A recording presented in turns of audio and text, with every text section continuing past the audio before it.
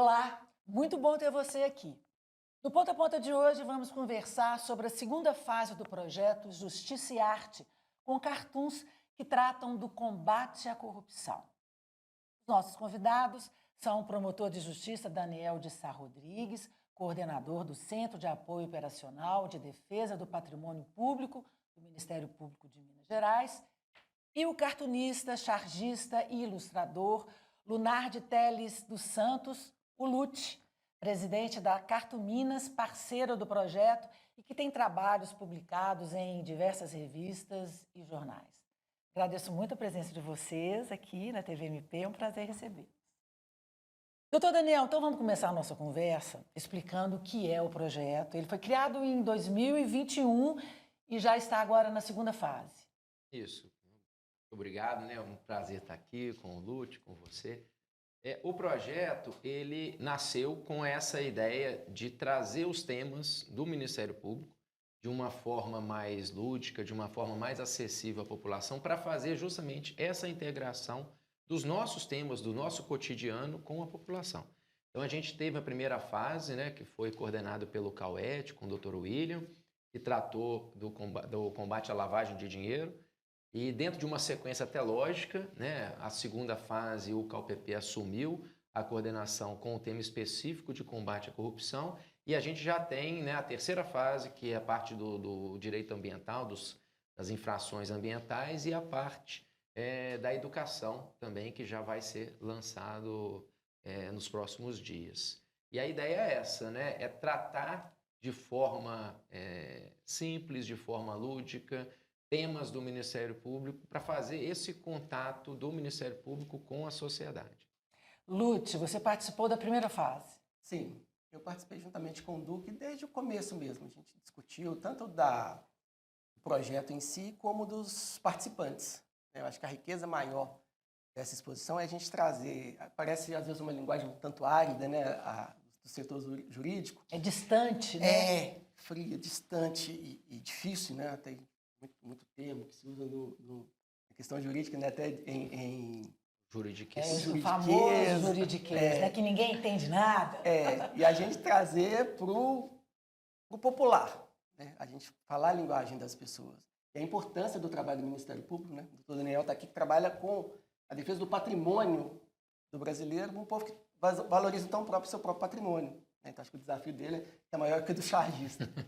E a gente procurou fazer isso, fazer uma mescla de desenhistas, né, de várias partes do país. E cada um a gente vai propondo os temas que vêm do Ministério Público. A gente faz essa leitura crítica, acessível, bem-humorada, sobre os temas propostos. Que incrível. Então, são desenhistas de todo o país. De todo o país. Quem são eles dessa segunda fase? Nessa edição, a gente tem o Damer, André Damer, que hoje, para mim, é o cartunista mais influente do país. Sabe?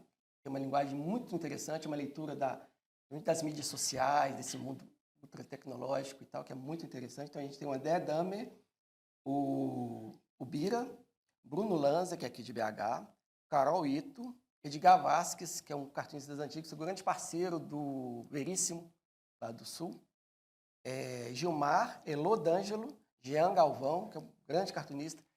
Muita gente tem uma memória afetiva em relação ao trabalho do Jean, que ele trabalhou muito tempo na revista Recreio. Ele fez muita tirinha, muitos jogos, muitas brincadeiras, então é um cartunista muito importante também. Tem o Junião, o Las Muniz, que é aqui de Minas também, o Nando Mota, do Rio, e o Santiago também, do Rio Grande do Sul. A gente está falando desses nomes, né, desses chargistas, a gente perdeu recentemente o Ziraldo, né, que é uma referência para todos nós, um nome importantíssimo da cultura. Sim. Geraldo, eu até na postagem que eu fiz em homenagem, eu falei assim, perdemos o maior de nós, o melhor de nós. Né? A gente tinha aquela, até me emociona, a gente tem aquela coisa assim de sempre teremos o Ziraldo, né? Sempre a gente vai ter aquela referência, quase que um pai, assim, para todos nós. Né? E o Ziraldo é um gênio, não só do cartoon, da charge, da publicidade, né? Ele tem uma importância gigantesca. O Brasil tem dois gigantes, assim, anos-luz em matéria de desenho, que é o Ziraldo e antes dele o J. Carlos. São grandes exemplos de cartoon. E o Ziraldo foi uma perda gigantesca, né? O trabalho que ele fez também infantil, o trabalho que ele fez na poesia, junto com o Drummond, eles têm livros publicados em comum. Então, perdemos um pai, um mestre, um amigo. Né? Os eventos que a gente fez aqui, de uma generosidade, né? A gente, novo ainda, inventamos de fazer um evento internacional de cartoon em Belo Horizonte, chamamos ele, não, estamos aí. Sempre muito prestativo, sim, muito disponível, sim, né? Genial, um artista em todos os aspectos que você pode colocar essa palavra. Ô, Lute, nessa exposição são quantos trabalhos expostos? São 12, mais o Duque. O Duque é o curador, né, doutor Daniel? O Duque é o curador, né? Pela Cartoon Minas também, então ele que faz toda essa parte, né? A gente passou a ideia do projeto para ele, um projeto que tinha o tema do combate à corrupção, a gente discutiu, falei, olha, o que a gente quer, né? Não tem nenhum tipo de censura, nenhum tipo de controle, né? Eu falei, olha, de forma alguma, o que a gente quer é a expressão dos artistas tratando a corrupção. E a única coisa que a gente conversou, que a gente discutiu o projeto, é que fosse tanto a corrupção maior, né, que todo mundo conhece, da vida política, do dia a dia ali, da propina, como também um viés de que a gente tratasse os atos, né, que pudessem ser, vamos dizer, desvios éticos do nosso dia a dia. Do cotidiano. Do cotidiano, né, do nosso dia a dia, que todo mundo faz e que de alguma forma contribui, né, para que a gente tenha essas questões da corrupção. Então, assim, é até interessante que o Duque, ele fez 2 charges, né, uma do lançamento da segunda fase, né, que foi em dezembro de 2022, que é muito interessante, né, eu acho legal aquela charge que a pessoa está lá num cemitério e fala, morreu de quê? Fala assim, morreu de corrupção. E depois ele fez a última charge também especial do lançamento da primeira exposição que a gente fez, que foi em dezembro de 2023, também que é muito interessante, que é uma criança, eu estava comentando isso com o Lute, uma criança, ela vai vendo ali condutas do pai, subornando um guarda de trânsito, se escondendo de uma intimação, subornando outra pessoa e de repente o pai abre a carteira, está sem dinheiro, sem cartão e o cartão está com a criança, quer dizer, é aquele cotidiano da educação, né? O que você mostra para o seu filho vai trazer para você e para a sociedade, né? Tudo passa pela educação, né, gente? Não tem jeito, né? Bom, a gente faz o nosso primeiro intervalo e voltamos já já.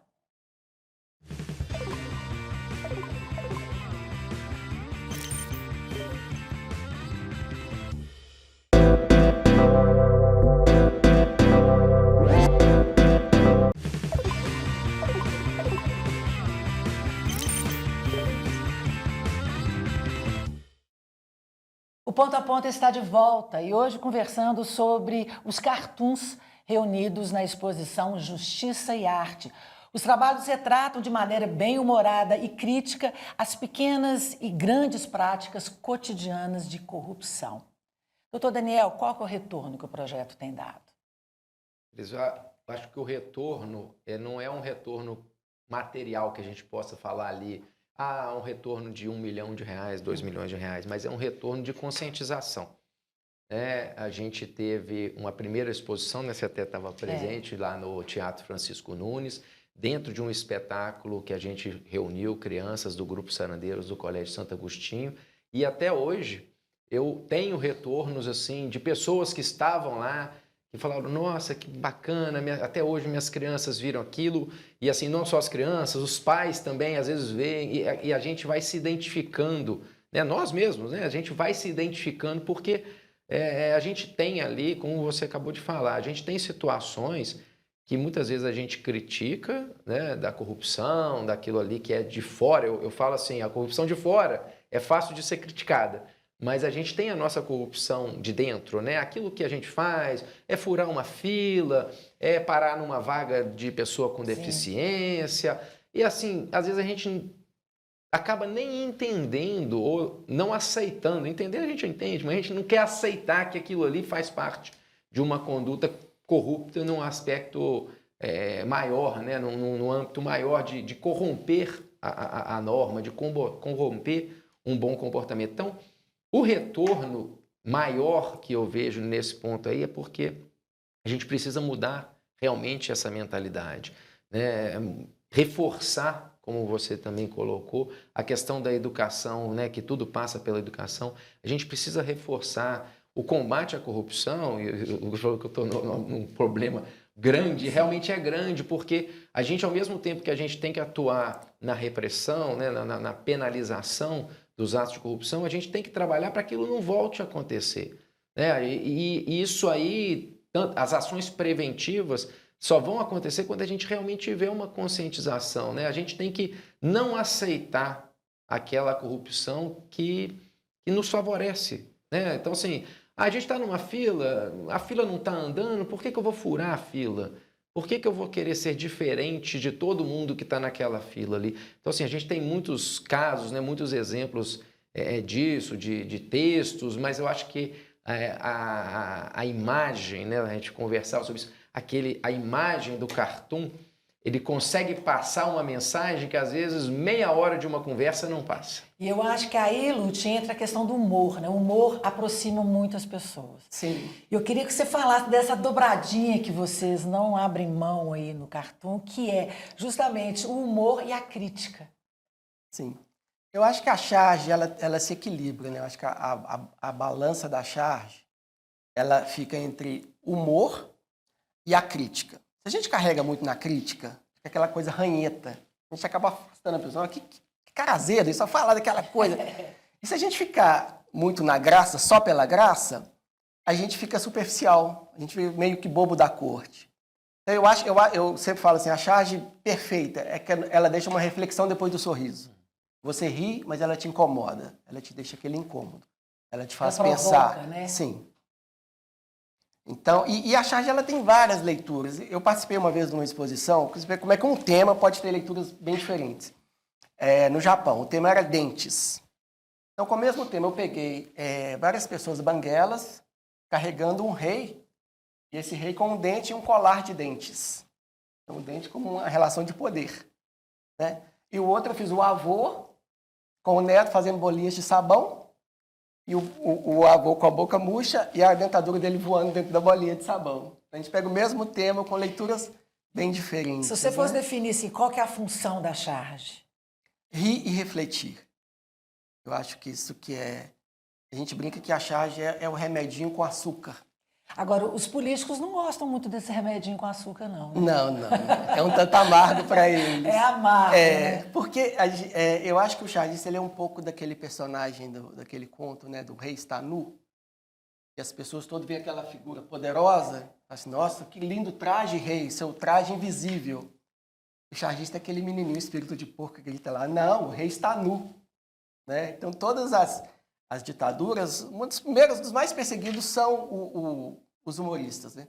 E muitos poderosos têm mais medo do ridículo até do que de uma invasão ou de um movimento armado contra ele. Acho que o ridículo, o poder da crítica, da charge, dessa coisa até de virar motivo de piada, tem o seu poder.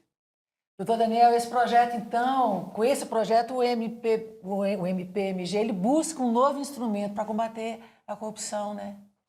Porque o Ministério Público ele tem o trabalho dele, né, a sua missão do combate à corrupção, mas assim, já de algum tempo que a gente vem percebendo que não basta só o combate pela via repressiva.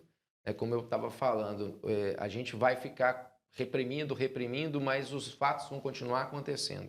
Então a gente precisa aliar o braço forte da repressão, que é nosso e é que a gente não vai abrir mão de fazer, mas também essa ideia da prevenção.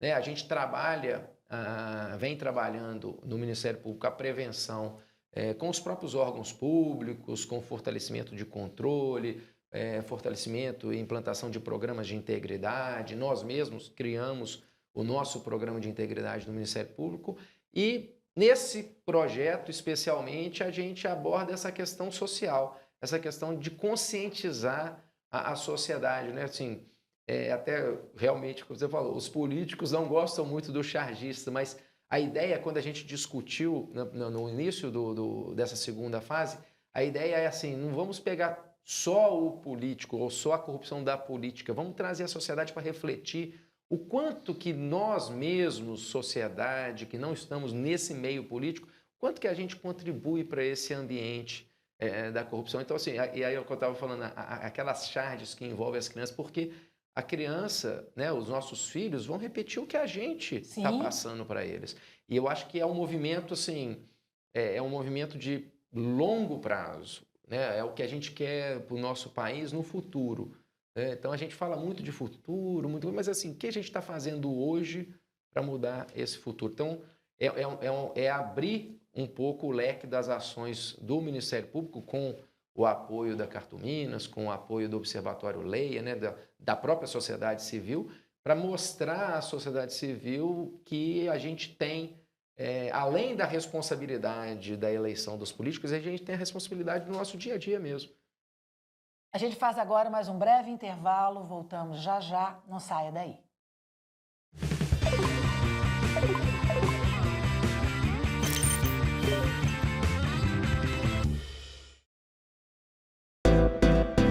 TVMP, canal do Ministério Público de Minas Gerais. Debates, entrevistas, informação, educação, conhecimento e muito mais. Um canal para tornar ainda mais transparentes as ações do Ministério Público de Minas Gerais. A TVMP vai interligar as cidades mineiras com inovação, interatividade, tecnologia e criatividade. Um canal que chega com a identidade de Minas. 24 horas no ar, para levar até você informação sobre temas e áreas de atuação do Ministério Público de Minas, que fazem parte do seu dia a dia. TVMP, em todo lugar, ao seu lado. Realização Ministério Público de Minas Gerais. Siga a gente nas redes sociais e procure por MPMG Oficial. Para mais informações, acesse mpmg.mp.br.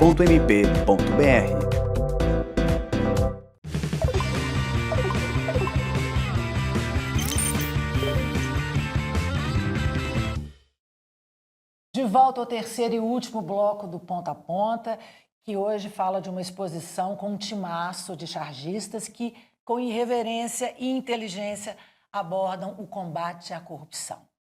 Doutor Daniel, a exposição é itinerante. Ela vai estar onde nos próximos dias? A exposição, ela começou na Semana contra a Corrupção, né? Foi um dos eventos da Semana contra a Corrupção da Arco. Você estava lá com a gente, lá no Teatro Francisco Nunes. A abertura, a inauguração foi na solenidade aqui no auditório da UCC, né, com a presença do governador, com diversas autoridades. E agora a gente está fazendo a exposição na sede do Ministério Público e daqui ela segue para a Biblioteca Pública Estadual, e depois ela vai para a cidade administrativa, onde ela vai ficar lá durante a Semana de Controle Interno promovida pela Controladoria Geral do Estado. Lute, as características da charge, elas mudam ao longo do tempo ou não? Muda muito. Então, quando eu comecei a trabalhar, por exemplo, a própria natureza do trabalho do chargista era quase que uma outorga. A gente falava que você era um chargista, não era você mesmo, mas era um dono de jornal que te dava um quadrado branco para você encher. Você era chargista quando você tinha aquele espaço para publicar. Hoje todo mundo pode publicar nas suas plataformas e tal. Mas, ao mesmo tempo, os desafios também mudaram muito, né? Então, antes você tinha um tema que você trabalhava, que você burilava, que o tema perdurava, né? E eu notei isso muito na produção diária. Então, você fazia uma charge, às vezes você pegava um tema, fazia charge 3 dias seguidos. Hoje você faz uma segunda com o mesmo tema, vira o dia. Então, a instantaneidade hoje da comunicação, ela tem que ser muito rápida e, ao mesmo tempo, ela é muito perecível também, porque o que você fala agora, você fez a charge, daqui meia hora o assunto pode ter virado e a charge é outra coisa já. E a inspiração é a sociedade, né? Sim, a inspiração é a vida, né? Eu acho que a charge, ela espelha a vida. É o que a gente vive no cotidiano que você tenta sintetizar num desenho. Quais são os... Eu queria te pedir um passo a passo para você fazer uma charge. Como que vem a inspiração? Conta pra gente. Eu te dou um tema, né, doutor Daniel? Vamos dar um tema para ele aqui. A pessoa que coloca o carro no lugar dos idosos e tem lá seus 20 e poucos anos. E aí, como é que você começa a criar essa charge? Aí você pensa dele, por exemplo, ele estaciona uma vez na vaga de idoso, sempre fazendo a mesma coisa, e o tempo vai passando. Aí um dia ele é idoso, chega lá e tem um ele anterior parando na vaga, por exemplo. E você, Lúcia, é daquele que desenha e acha que tá ruim, joga fora, vai de novo? Ou é senta e faz, assim?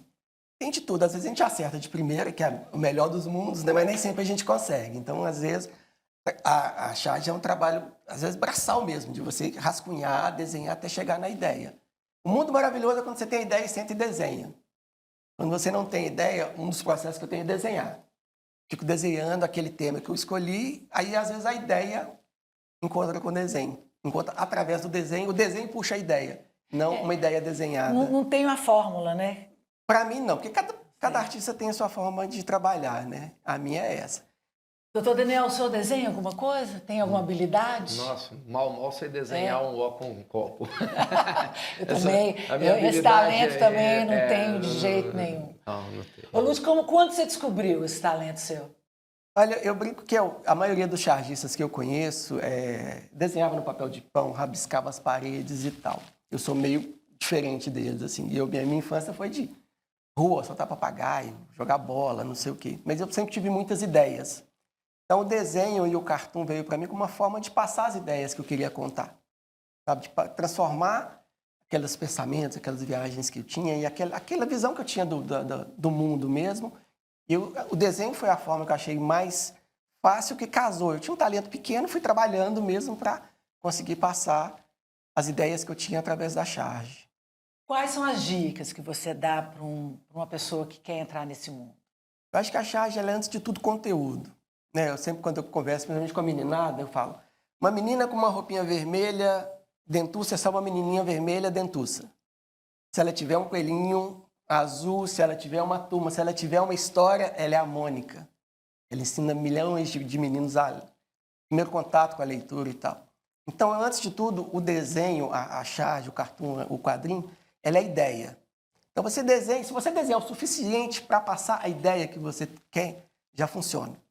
Então, a coluna cervical de um trabalho de criação do desenho, do cartoon, da charge, é ideia. Você tem que ter o recheio, né? Porque senão não para de pé. Um desenho sem ideia, sem conteúdo, ele é só um desenho. E para ter ideia, você tem que ter conhecimento, né, Lúcio? Sim. Tem que se informar, né? A matéria-prima da charge é a informação. Você é jornalista? Não, sou um curioso do jornalismo. Porque eu comecei muito cedo no cartoon. Então, desde meus 16 anos que eu frequento redação. E aí eu fui estudar, para aprimorar no desenho, né? Estudei na Guiar, fiz artes plásticas, depois fiz uma pós-graduação também na área de arte, para evoluir um pouco o desenho, já que eu não tinha esse talento natural do desenho assim desde pequeno. Doutor Daniel, o que é possível fazer para evoluir no combate à corrupção? Bom, a gente precisa ter um reforço da nossa legislação. A gente, infelizmente, teve nos últimos tempos alguns reveses, né? A gente já participou aqui de outros programas aqui na TV do MP, principalmente em relação à mudança da lei da improbidade administrativa.